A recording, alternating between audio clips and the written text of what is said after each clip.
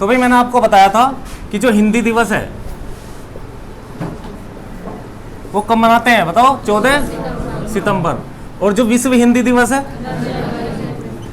10 जनवरी। ठीक है। हिंदी किस भाषा का शब्द है? हिंदी फारसी भाषा का शब्द है।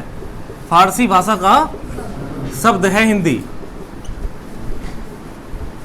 इसमें मैंने आपको बताया कि भाई सबसे पहले जो हिंदी का विकास हुआ था, आर्य आए थे, उन्होंने क्या बोली? संस्कृत बोली। संस्कृत में एक तो लौकिक संस्कृत थी और एक थी वैदिक संस्कृत। ठीक है। जो लौकिक संस्कृत थी रामायण महाभारत में इसका प्रयोग हुआ है, रामायण महाभारत में। ठीक है। और जो वैदिक संस्कृत है इसका वेदों में प्रयोग हुआ है। ठीक है, वेदों में। तो ये बात मैंने आपको बताई। अब देखो हिंदी का जो विकास माना जाता है वो किस भाषा से माना जाता है? बताओ मुझे। अपभ्रंश से, क्योंकि हिंदी का जो विकास हुआ है वो किस भाषा से हुआ है? अपभ्रंश से। तो वो वाला सीक्वेंस आपको ध्यान रखना है जो मैंने आपको बताया है।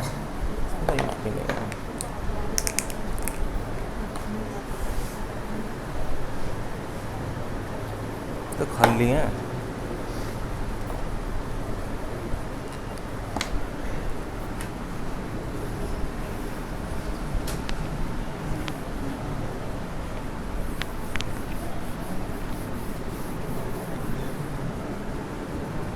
सबसे पहले कौन सी भाषा बोली गई? पाली। पाली के बाद में प्राकृत भाषा, फिर इसके बाद में अपभ्रंश, अवहट, आधुनिक। वह आधुनिक ही ले लो।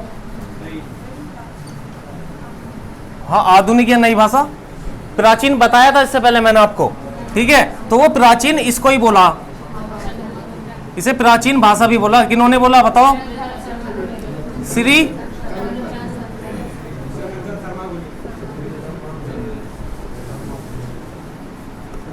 गुलेरी।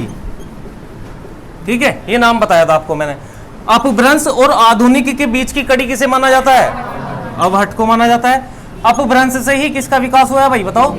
हिंदी का विकास हुआ है अपभ्रंश से। अपभ्रंश से हिंदी का क्या हुआ है? विकास हुआ है।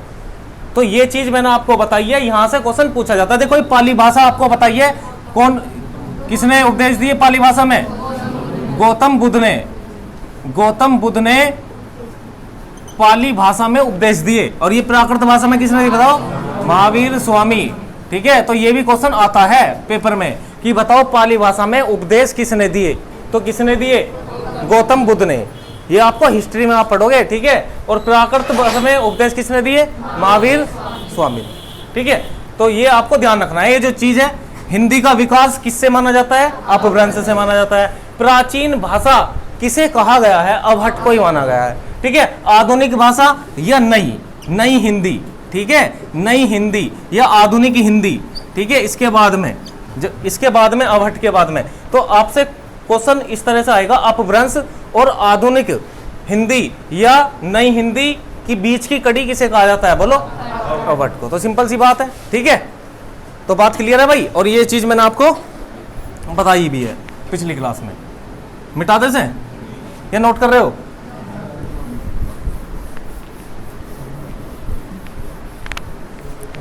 चलो, अब इसके बाद में हमने बात करी थी कि भाई एक क्वेश्चन आता है, भाषा की सबसे छोटी इकाई, सबसे छोटी इकाई किसे कहते हैं? छोटी इकाई नहीं, इस तरीके से नहीं। अगर यहां आता भाषा की सबसे छोटी इकाई तो सिंपल आंसर होता आपका वर्ण। ठीक है। अगर यहां पूछता मौखिक रूप से भाषा की सबसे छोटी इकाई बताओ, तो फिर आप क्या बताते? ध्वनि। भाई जो आप अपने मुख से निकाल रहे हो, कुछ आवाज निकाल रहे हो, तो वही तो ध्वनि है। वो ध्वनि तो है। तो ये जो ध्वनि है, अब देखो ये जो वर्ण है, आप ऐसे मत कर देना कि आपसे पूछ लिया वर्ण, इसकी भाषा की सबसे छोटी इकाई बताओ, और उसमें वर्ण भी है और उसमें अक्षर भी दे रखा। तो कभी आप ये सोच लो कि वर्ण ही अक्षर होता है। मैंने आपको बताया था वर्ण जो है ना बिल्कुल स्वतंत्र है, जिसको आगे तोड़ा नहीं जा सकता, वो है इकाई हमारी। अब जैसे वर्ण है, भाई हमने ए लिख दिया, ये एक वर्ण है। और अगर हमने क्या लिख दिया तो ये एक अक्षर है। ठीक है, वो बताया था कैसे इसके आगे टुकड़े नहीं कर सकते और इसके कर सकते हैं। देखो कै प्लस है, तो वर्ण और अक्षर में अंतर भी बताया था आपको मैंने पिछली क्लास में, तो ये बात आपको ध्यान रखनी है। ठीक है, चलो एक बार इंक ले आना जाके, अगर यहाँ कोई हो तो किसी।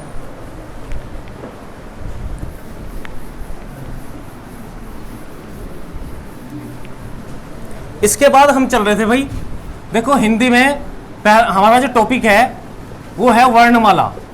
कौन सा टॉपिक है? वर्णमाला। इसे पढ़ेंगे।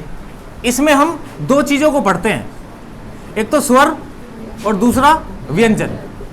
एक स्वर और दूसरा व्यंजन। स्वर क्या होता है? ये वोवेल्स होते हैं। ठीक है, ये भी पता होना चाहिए। जो आप इंग्लिश में ए ई आई ओ यू पढ़ते हैं ना, वो क्या है? वो स्वर ही है। और यहां पर वहां पे 5 है संख्या, और यहां पर कितनी है? 11। ठीक है, और व्यंजन किसी को बोलते हैं? कॉन्सोनेंट। और इसकी परिभाषा क्या है बताओ? वर्णमाला, वर्णों की माला। जैसा फूल माला होती है भाई, है ना, बहुत सारे फूल होते हैं उसमें, ऐसे ही वर्णों के व्यवस्थित समूह को क्या बोलते हैं? वर्णमाला कहते हैं। व्यवस्थित समूह को वर्णमाला कहते हैं।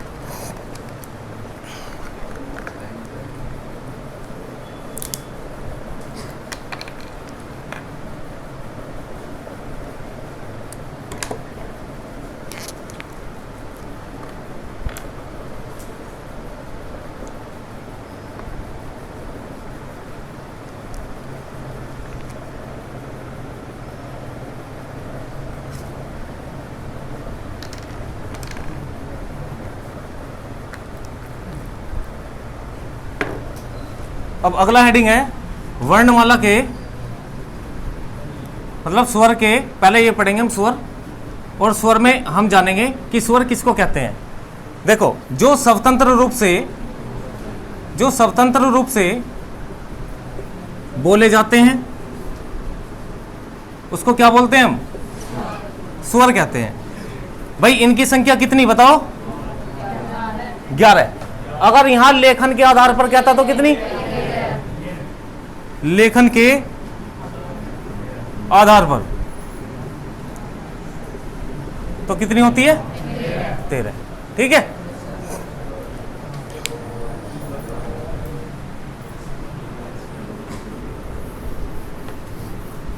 स्वर की जरूरत क्यों पड़ी भाई हिंदी में? बोलो। मात्रा चढ़ाने के लिए। ठीक है, मात्राओं का ज्ञान होने के लिए कि भाई मात्रा की आवश्यकता होती है। स्वर में जो स्वतंत्र रूप से बोले जाते हैं, जिन्हें बोलने के लिए किसी चीज की जरूरत नहीं होती, यानी कि किसी की मदद लेने की आवश्यकता नहीं होती, उसको क्या बोलते हैं हम? उसे हम स्वर कहते हैं। ठीक है, इनकी संख्या 11 बताई है मैंने। जितनी भी मात्राएं हैं ये सारी की सारी क्या है? स्वर हैं, एक को छोड़कर। अगर यहाँ पे मात्राओं की संख्या पूछेगा तो कितनी बताओगे? 10। ठीक है, और यहाँ देखो किसको छोड़कर? ए को छोड़कर, और बाकी सारी की सारी क्या है? मात्राएं हैं। ये रे,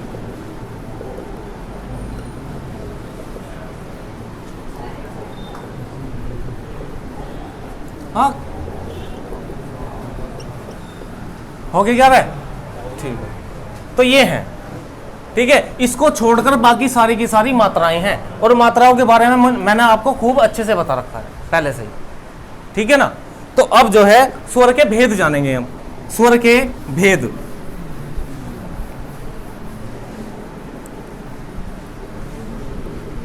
यहां तक कराया था। कितने होते हैं? 3। एक कौन सा? मूल स्वर, दीर्घ स्वर और प्लुत स्वर। ठीक है, देखो मूल स्वर कौन कौन से होते हैं बताओ मुझे?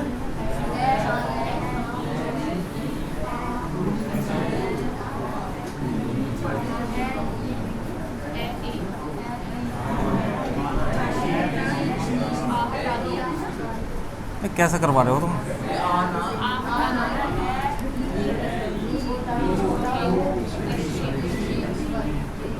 दीर्घ स्वर बताओ आप।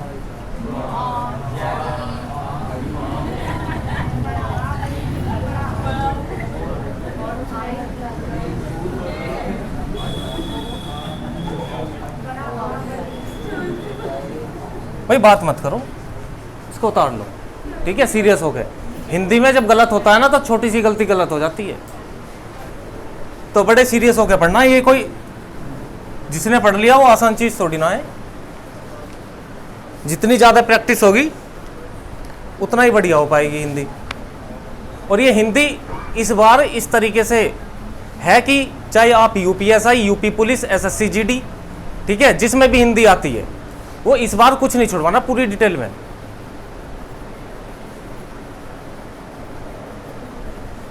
ये भी अपने आप में दो प्रकार के होते हैं, एक तो होते हैं मूल दीर्घ स्वर और एक इनमें होता है संयुक्त स्वर, ठीक है।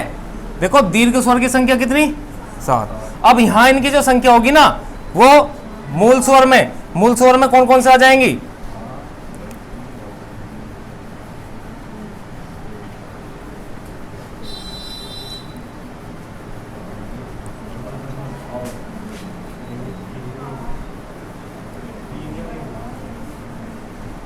ये 3 ही है भाई, क्योंकि देखो मूल स्वर उसे बोलते हैं जो एक जैसे वर्णों से मिलके बनते हैं। अगर हमें आ बनाना है तो आ कैसे बनाएंगे, ए प्लस ए क्या बनेगा, आ, ठीक है ना। अगर हमें बड़ी ई बनानी है तो 2 ई को जोड़ दो, क्या बन जाएगा, बड़ी। ऊ बनाना है तो ऊ प्लस ऊ को जोड़ दो, क्या बन जाएगा, बड़ा, ठीक है ना। तो ये है। और जो संयुक्त स्वर है वो औरों से मिलके बना है, जैसे आपका जो है ए हो गया, ए हो गया, ये आपको मैं संधि में बात करूंगा कि कौन सा वर्ण किस किस से मिलके बना है, सिर्फ आपको ध्यान रखना है। अगर मूल स्वर आपसे कहे तो संख्या कितनी, 3। अगर आपसे संयुक्त स्वर बोले तो कितनी संख्या, 4। ये इनकी संख्या पूछी जाती है कि बताओ मूल दीर्घ स्वरों की संख्या कितनी है या संयुक्त स्वर की संख्या कितनी है, तो 4 है। पलुत में कौन से आ जाती है, जैसे ओम, राम, ठीक है, इस तरीके से जो लिखा होता है इसको उतार, इसे नोट करो और फिर इसके बाद में बताएंगे।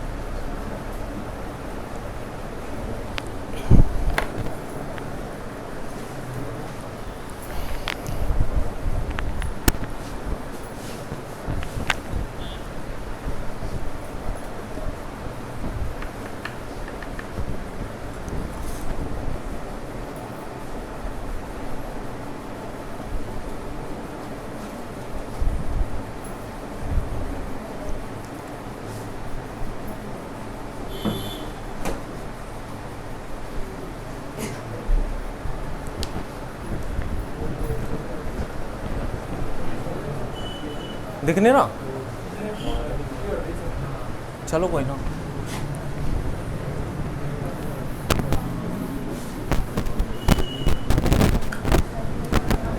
मूल दीर्घ है, यहां से लिख लो, और संयुक्त बाकी जो बचे 4 ये बचे ए, ओ और औ, ठीक है। ये लिखे हुए हैं नीचे मैंने, मूल दीर्घ की संख्या 3, ये भी लिख लेना साथ के साथ में, और यहां 4। नोट कर लिया हो तो बताओ, कर लिया ना। अब देखो स्वर के कितने भेद, 3। स्वर कहते किसे हैं, जो स्वतंत्र रूप से बोले जाते हैं, जिन्हें बोलने के लिए किसी की मदद की जरूरत नहीं होती, ठीक है, जो मुख से स्वतंत्र ही निकले, ठीक है।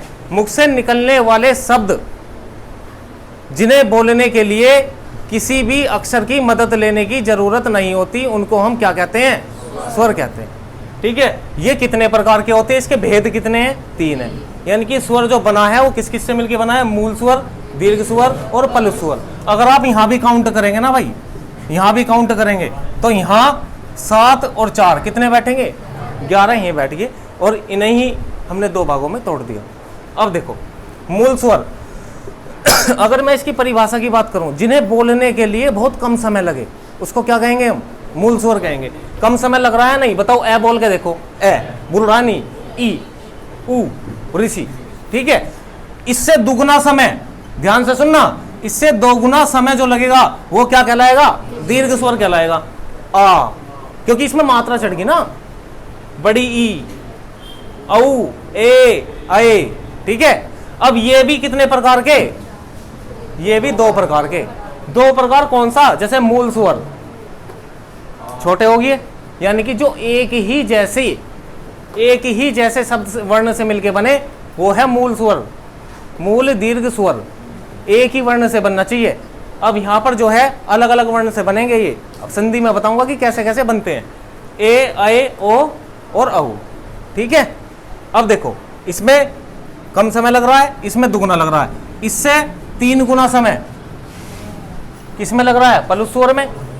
पलुस स्वर कौन से, जैसे हम किसी को दूर से बुलाते हैं, ऐसे समझो भाई, दूर से अगर तुमने किसी को आवाज मारी, नुकर सोहन सुनिए, सोहन, ठीक है, तो बड़ी मतलब खैसी के बोलना पड़ रहा है। तो यहां पर जो है, या आप जो है ये पढ़ते हो, जो भजन वगैरह की बुक है उसमें अगर आप देखोगे तो उसमें ओम इस तरीके से पढ़ना पड़ता है, राम, है ना। तो ये सारे के सारे कैसे स्वर है, पलुत स्वर। तो हमने 11 देख ली भाई, 11 संख्या कौन सी होती है, और पलुत स्वर के बारे में जान लिया, नोट कर लिया ना आपने।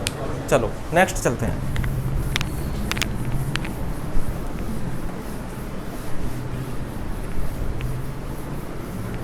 अब बात करेंगे आगत स्वर की। आगत स्वर,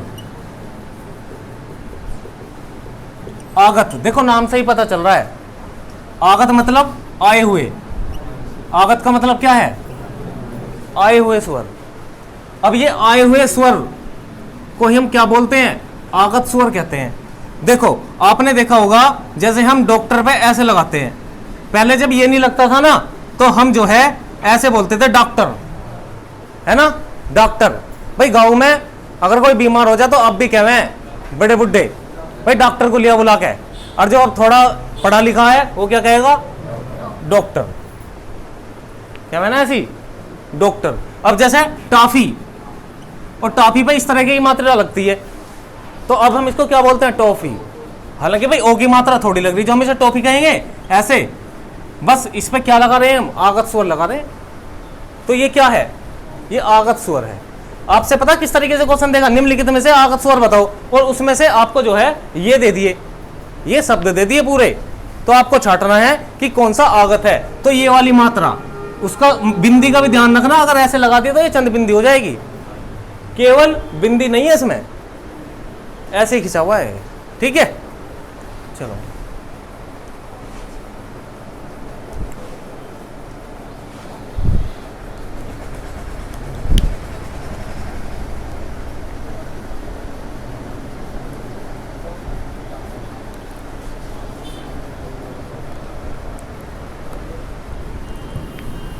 अब लिखें, आकृति के आधार पर, आकृति के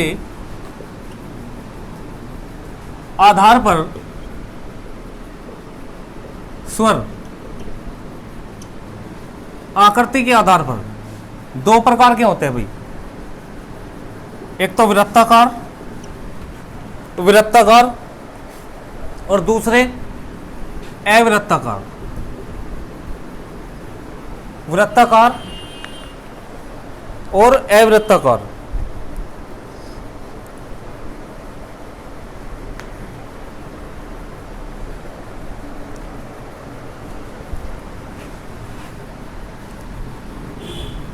इसकी परिभाषा की अगर मैं बात करूं तो जिन्हें बोलने पर हमारे होठों की आकृति या होठों की शेप गोलाकार हो जाए, गोलाकार हो जाए, उसे हम वृत्ताकार कहेंगे। भाई ऐसे कौन से स्वर हैं जिन्हें बोलने पर हमारे होठों की आकृति कैसे हो जाती है, वृत्ताकार हो जाती है या गोलाकार हो जाती है। देखो बोल के देखो, ऊ है ना, बड़ा ऊ, ओ और ओ, ठीक है। ये 4 हैं ऐसे जो वृत्ताकार हैं, और जिन्हें बोलने में होठों की हमारी शेप ही नहीं बदलती, तो बाकी जितने भी बचे हैं बताओ कौन कौन से बचे हैं। एक तो ए बचा, आ, ई, आई, हा ऋषि, ए, आई, ठीक है। 4 तो ये होगी और 7 वो होगी, तो 7 4 जब भी कितने होगी, 11 होगी।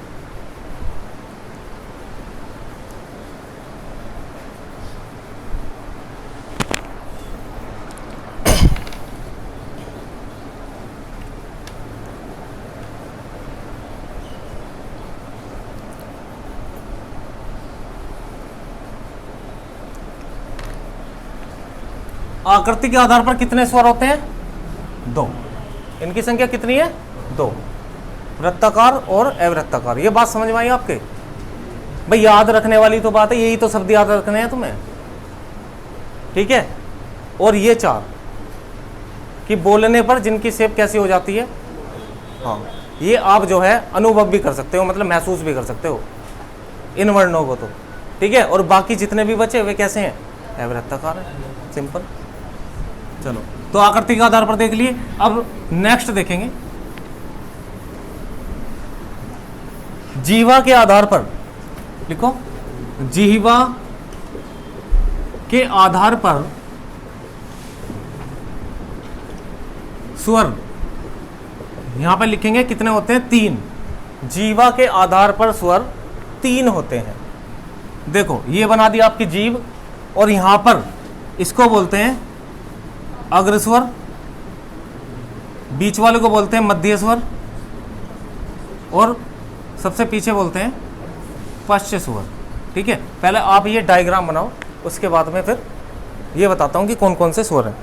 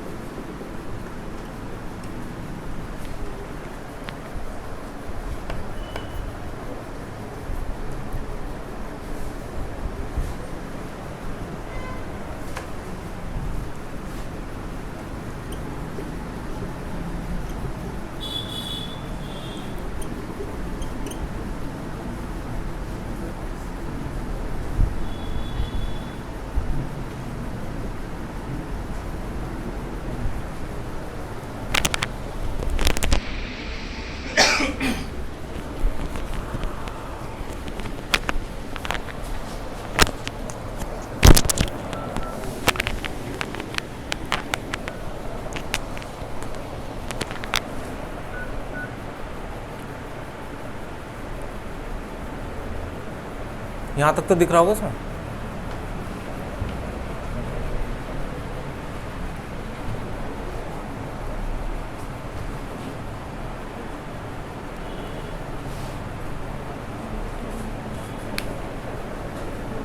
कर लिया नोट? देखो, अभी सिर्फ हम स्वर को ही बांट रहे हैं।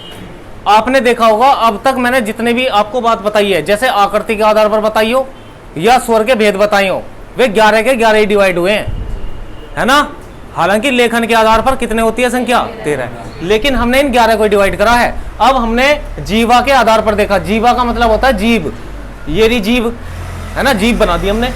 जो अग्रस्वर है, अग्रस्वर में ये आएंगे 5 के 5। मध्य स्वर में केवल एक ही है। आपसे क्वेश्चन पूछेगा कि निम्नलिखित में से मध्य स्वर है, तो मध्य स्वर की संख्या आपको ध्यान रखनी है, एक ही है जीवा के आधार पर। पश्च स्वर जो ये बाकी बचे हुए हैं इनसे अलावा, है ना, तो ये है, तो ये आपने उतार लिए। फिर इसके बाद में चलो कर लेना नोट। ये नेक्स्ट लिखो तो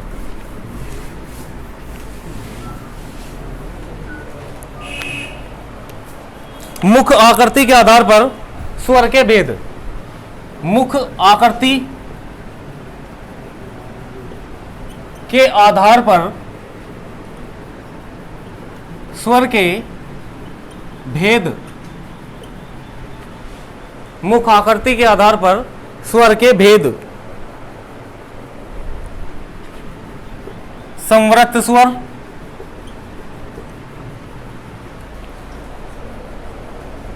और विकृत स्वर। संवृत्त स्वर और विकृत स्वर। देखो, जिसमें मुख कम से कम खुले, उसको क्या कहते हैं? संवृत्त स्वर कहते हैं।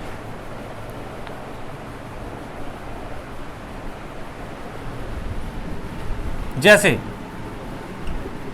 ई, ऊ, औ और ऋषि, ठीक है।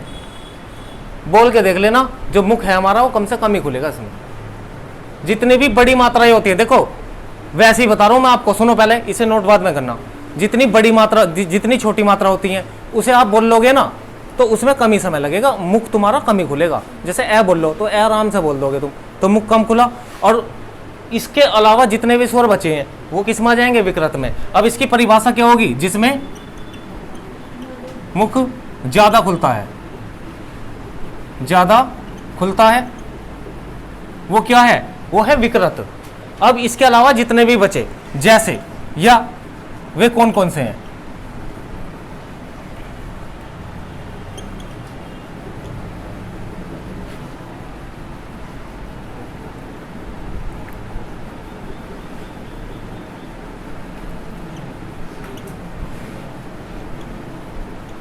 ठीक है, ये बचे।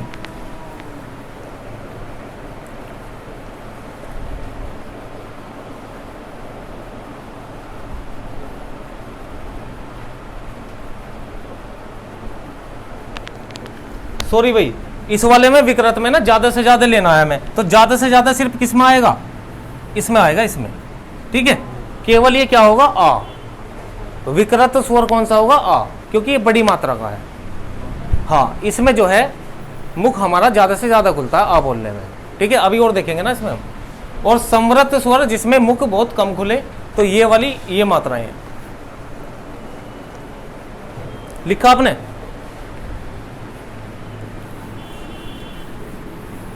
नेक्स्ट लिखो तो, अर्ध संवृत स्वर,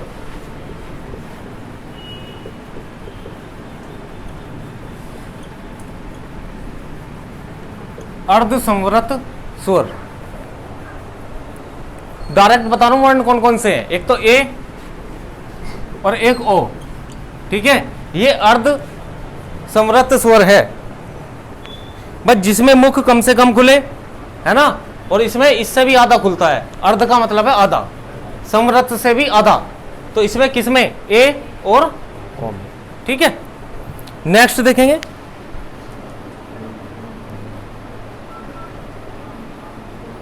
लिखो मौखिक स्वर कितने होते हैं।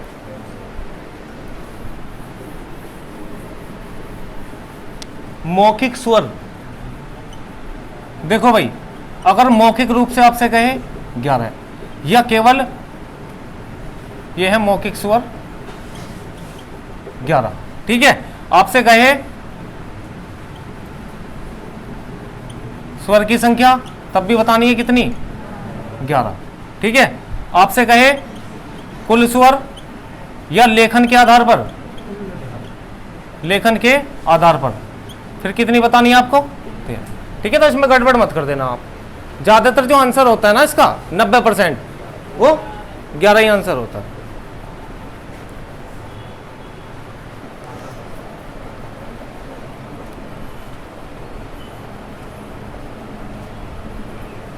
चलो एक क्वेश्चन आप मुझे बताओ, ध्यान से सुनना। स्वर और व्यंजन के बीच की कड़ी, स्वर और व्यंजन के बीच की कड़ी किसे कहते हैं?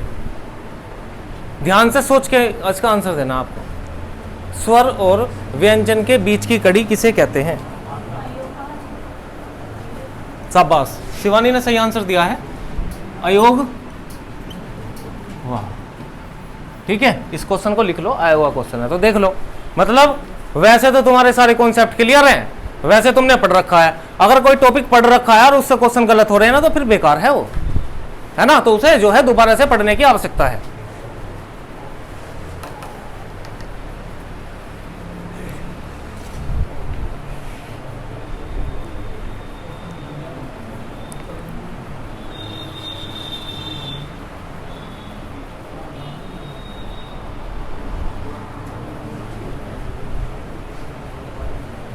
देखो भाई, अर्ध संवृत स्वर बता दिया, ऐसे ही विकृत का भी होता है अर्ध, अर्ध विकृत स्वर। उसे और हेडिंग डाल के लिख लो, अर्ध विकृत स्वर। ठीक है, फिर ये पूरे डिवाइड हो जाएंगे आपको, ए और ओ, ए और ओ, ये होते हैं 3। ठीक है,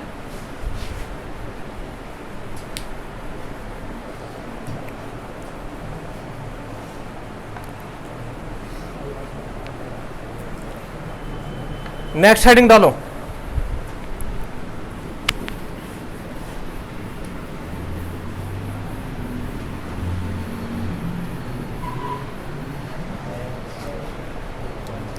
स्वर वर्णों का स्वर वर्णों का स्वर वर्णों का उच्चारण स्थान, स्वर वर्णों का उच्चारण स्थान।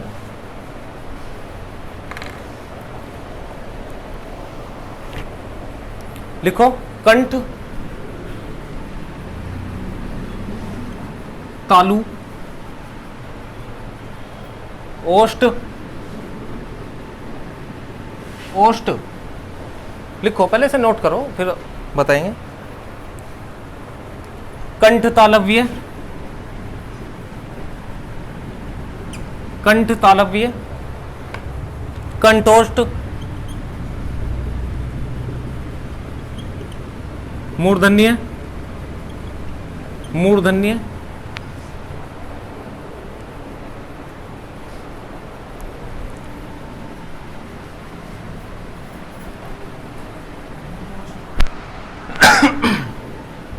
देखो भाई, वैसे जो हमारा सीक्वेंस होता है, पहले मैं आपको उसे बता देता हूं। देखो जो सीक्वेंस होता है ना हमारा,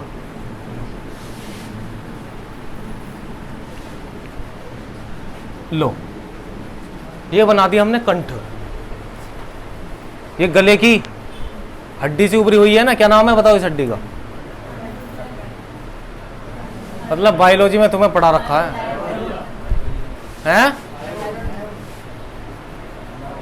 वो तो जीभ को पकड़ने रखने वाली हड्डी है, हाइड। तो घेंगा रोग बताओ,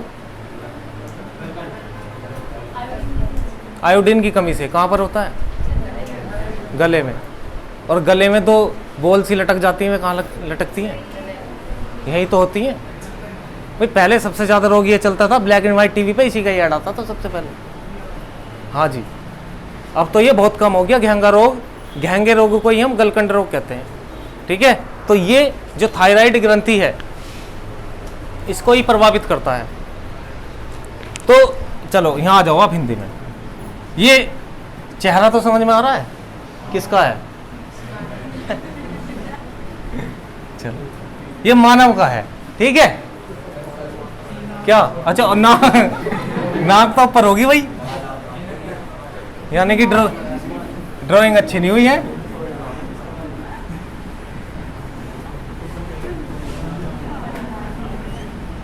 अब सही है? अरे अब ठीक है। ये वो है कार्टून वाला, ठीक है ना? ये कह रहा बाड़ी, हाँ।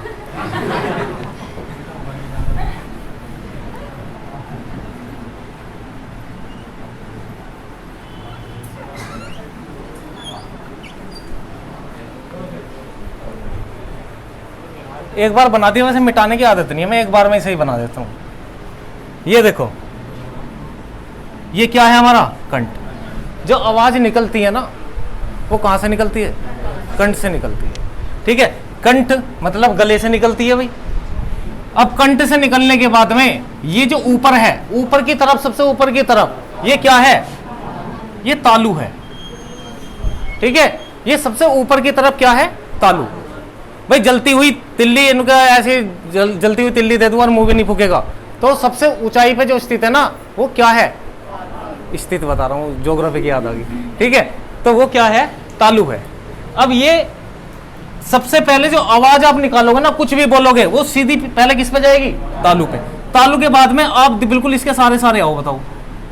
ये वाली जो चीज है ना, जिसे आप मसूड़े कहते हो, ये क्या है? ये मूर्धन्य है, ठीक है। पहले कंठ पे ध्यान रखना, ये सीक्वेंस भी पूछा जाता है। कंठ, कंठ से तालु, तालु से मूर्धन्य, और मूर्धन्य से बताओ दंत। ओष्ठ पे क्या पहली आ जाएगी? दंत, और दंत के बाद में ओष्ठ, ठीक है। तो अब इसका सीक्वेंस लिख रहा हूं, पहले कंठ, ठीक है, फिर इसके बाद में तालु, और तालु के बाद में मूर्धन्य, और मूर्धन्य के बाद में दंत, और फिर ओष्ठ। ये इसका सीक्वेंस है। ये लिखो और बनाओ। कर दो बंद।